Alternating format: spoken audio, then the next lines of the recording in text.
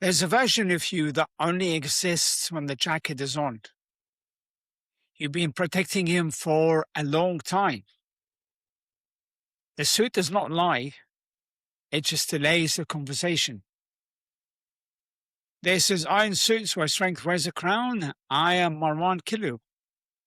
Here's the premise of this episode. This is not about suits. The suit is not the villain. A well-cut suit is a weapon. But a weapon becomes a weakness when it starts doing the work the man underneath stopped doing. And for a lot of successful men, this is exactly what has happened. The suit didn't create the authority. It started compensating for the authority the body stopped carrying. And if you're here for style tips, tailoring advice, or permission to keep hiding behind the expensive fabric, this episode is probably going to irritate you. And good, because a man who needs a jacket to feel complete is not dressed well. He is being managed. Morning, the room before the day has started. He's standing in front of the mirror, shirt on, trousers on, dressed but not complete. The jacket is on the hanger. He's looking at himself in the way a man looks at himself before the meeting that requires looking good, not with scrutiny, not with particular attention, just a brief scan of a man who has been doing this long enough that it is routine. Then the jacket goes on. And something happens. Not to the body has not changed. The same body that was standing there 30 seconds ago is still standing here now. Nothing about it is different. The jacket didn't alter anything structural. The mass is the same. The shape is the same. The 18 months of drift that happened quietly between the last time he was where he wanted to be and this morning, none of that changed. But the mirror changed. The shoulders squared, the silhouette narrowed, the waist, which your trousers were already managing to extend, is now enclosed inside the cut that was chosen, not consciously, not as a deliberate act of management, but chosen nonetheless for precisely this effect. The lapels sit correctly, the button line falls where it should. The jacket is doing what jackets are designed to do. And he looks fine. You know exactly what changes when the jacket comes on. You've always known. Let me be specific about that word, fine. Fine is what he says to himself in the mirror. Fine is a verdict, and fine is technically accurate. He looks fine. He looks like a man who is dressed correctly for a high-level morning, who will walk into a boardroom or a client breakfast or an investor meeting and be read immediately as someone who belongs in that room and operates at that level. But he is saying a shortened version of the sentence.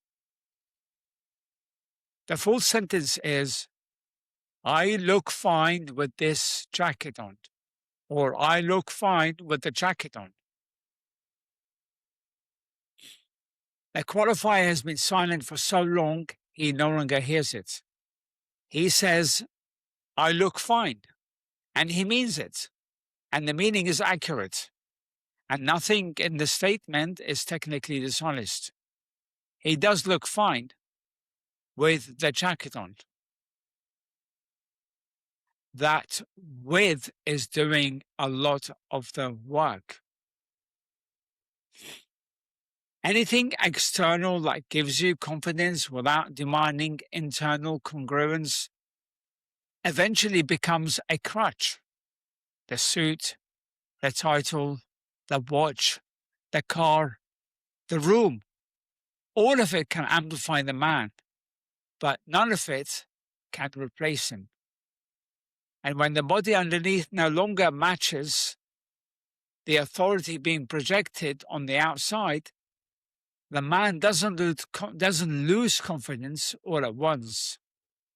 He starts renting it. He goes downstairs or through the hotel to the lobby or into the meeting room. And here is where the suit begins its real function. Not presentation, which is the word he would use, but management, which is the accurate one. The lobby first, the way a man in a well-cut suit moves through a lobby is different from the way a man in casual clothes moves through the same space. Not because anyone has agreed this is true. It is just true.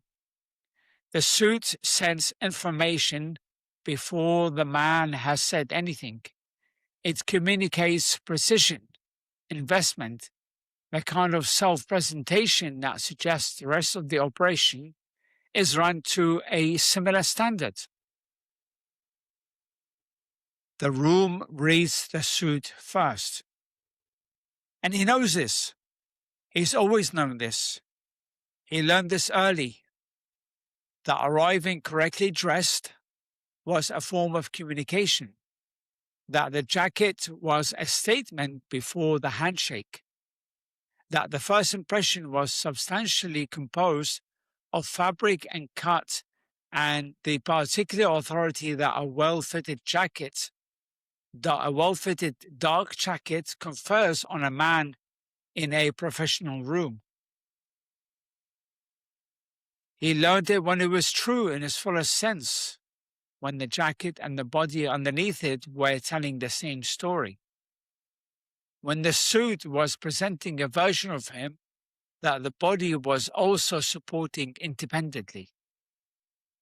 Premium cut, premium fabric, the body underneath hasn't had a premium standard in 18 months. This is where the suit became something different from what it was. Not overnight, not as a decision, gradually, over months, over the particular kind of drift that happens to successful men who are genuinely busy and genuinely pressured and genuinely managing more complexity than most people understand. Gradually, a gap opened. The suit stayed the same, or rather, the suit was updated, refined, replaced when necessary with something better, something more precisely tailored, something that served the function with greater sophistication. The body drifted, and the suit did not reveal this. The suit continued to do what the suit had always done. It presented the version of the man that the man wanted the room to see. And the room saw it. And the room responded to it. And the morning continued the way mornings continue when a man is dressed correctly for the environment, and the environment has no way of seeing past the packaging to the products inside it. The suit doesn't improve the body. It renegotiates the conversation. A man who relies on tailoring for confidence has confused packaging with product. And this is where it becomes that kind of thing worth sitting with, because it is not comfortable observation and it is not meant to be. He is a man who does not accept that distinction in business. He knows the difference between a company that looks good and a company that is good. between the one that presents well on a pitch, in the pitch even, and the one that delivers on the promise. He has been in rooms where the packaging was premium and the product was not.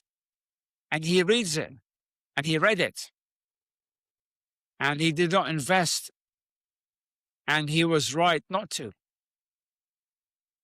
He makes that distinction every time in business. He has not made it about himself. And that is the incongruence, because he would never tolerate this anywhere else. He would not invest in a company where the pitch deck looks elite, but the product underneath was weak. He would not respect a leader who needed branding to hide a broken operation. He would not trust a business that required perfect lighting, perfect wording, and perfect presentation just to look solid. But with his own body, he has accepted the exact same thing. Premium packaging, declining product. And somehow, because the room still responds to the suit, he has convinced himself that the standard is still intact. The meeting, the boardroom, or the breakfast, or the investor conversation, whichever morning it is, he is in the room, the suit is doing what it does. The shoulders read correctly, or the shoulders read correctly. The presentation is right. He speaks with the authority of a man who occupies this room correctly. And that authority is real, built over years of genuine work, genuine decisions, genuine performance under pressure. But it is also being supplemented. The jacket is carrying some of it. Not all of it.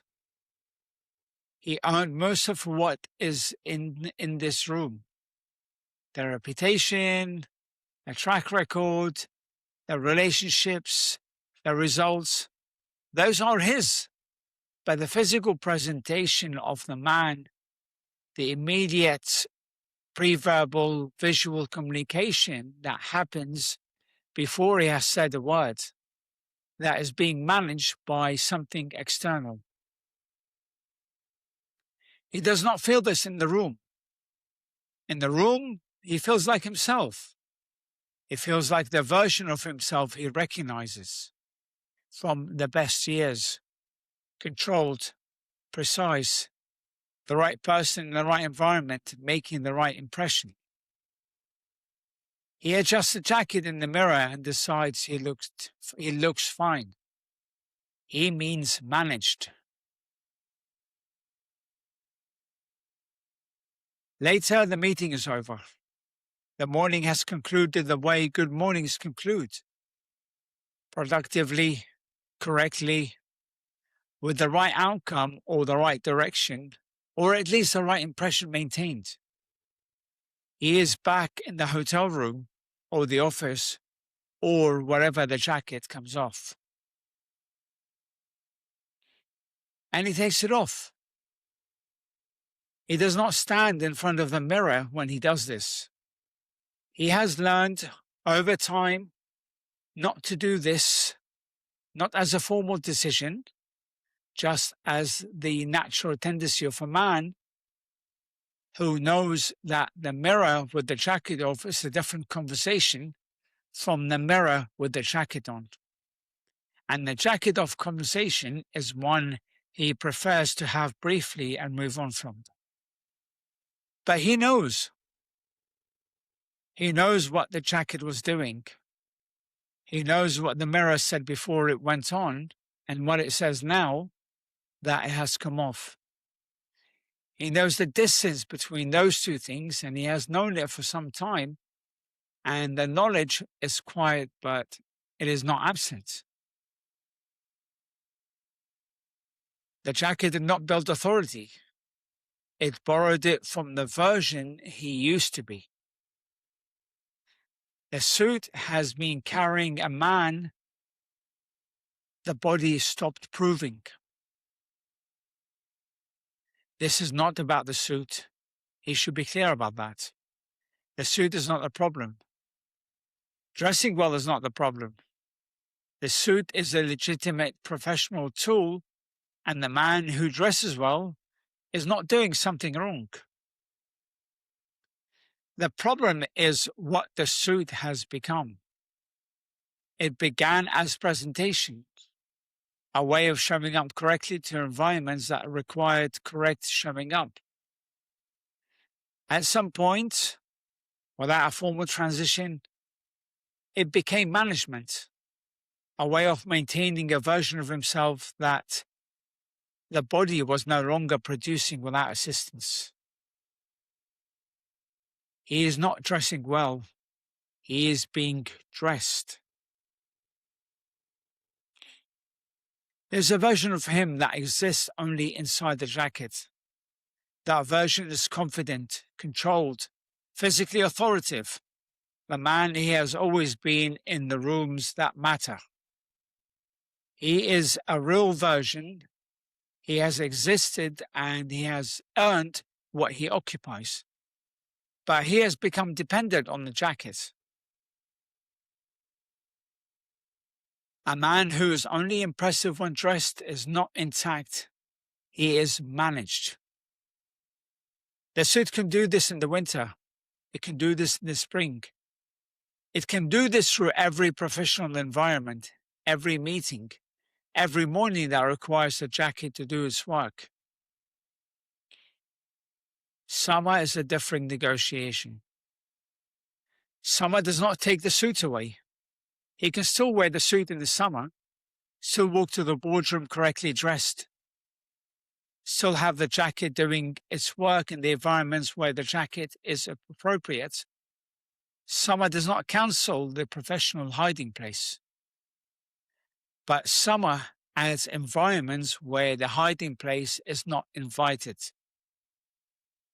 He does not need to be told what those environments are. He knows which ones do not cooperate with the jacket. He knows which summer afternoons, which social situations, which settings of the next few months are going to present the body without the management system that has been accompanying it since October. The suit can delay the conversation. It cannot cancel it. You built a wardrobe around the body you were waiting to fix.